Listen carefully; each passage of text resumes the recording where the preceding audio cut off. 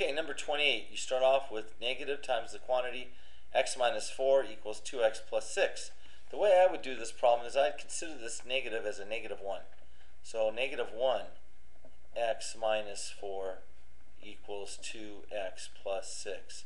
And now what I'm going to do is I'm going to basically distribute that negative 1 to both the x and the 4. So I go negative 1 times x gives me negative 1x, and negative 1 times a negative 4 is a positive 4.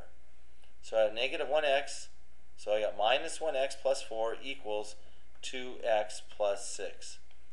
At this point, what I would do is I'd probably add 1x to both sides of the equation. I would get rid of my x's on the left-hand side, and I wind up with 4 equals 3x plus 6.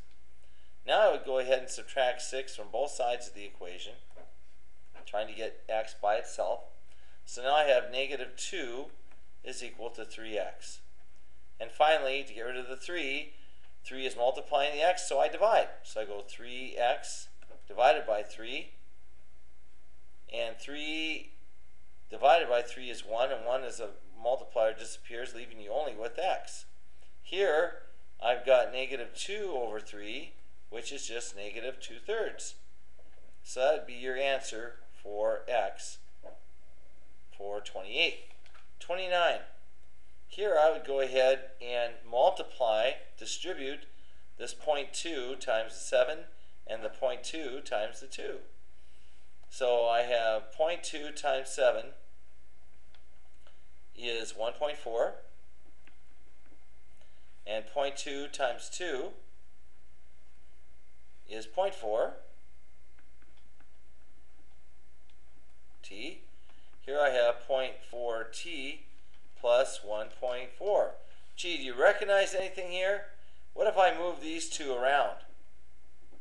So I go 0.4 t plus 1.4 equals 0.4 t plus 1.4.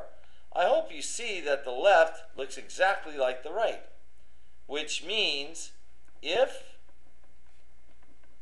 the left and right sides, gee, MrLovellFord, right sides of the equation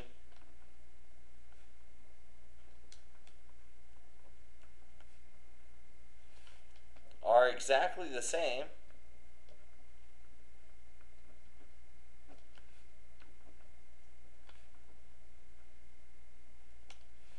the solution to the equation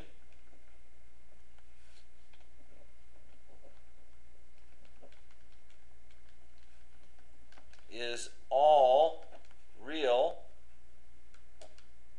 R-E-A-L, all real numbers. In other words, I can take any number and substitute that in for the t's, and I'd wind up with the left side being equal to the right. Another way of saying this is t equals all real numbers, and that's the way we would write. That big R with a double stem means all real numbers.